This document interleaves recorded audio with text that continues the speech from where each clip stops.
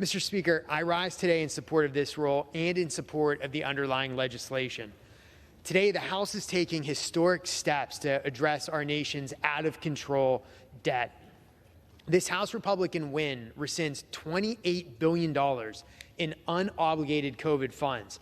It cuts over $2 trillion in government spending. It reins in the executive branch, and it rejects the president's extreme $5 trillion in proposed tax increases. Further, this legislation will help lift Americans out of poverty and grow our economy by cutting red tape and streamlining energy and infrastructure projects.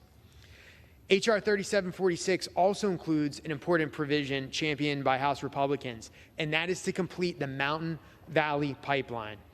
MVP is near completion, but the last 14 miles, there's just 14 miles left. The last 14 miles are being held up by extreme, radical, far-left judges. When completed, this pipeline will help reduce costs for hardworking Americans in South Carolina, North Carolina, and Virginia.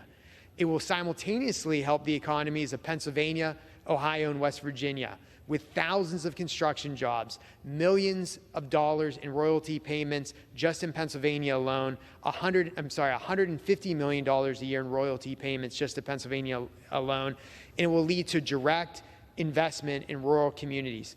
Mr. Speaker, I support the rule in the underlying legislation. I urge my colleagues to do the same, and with that, I yield back.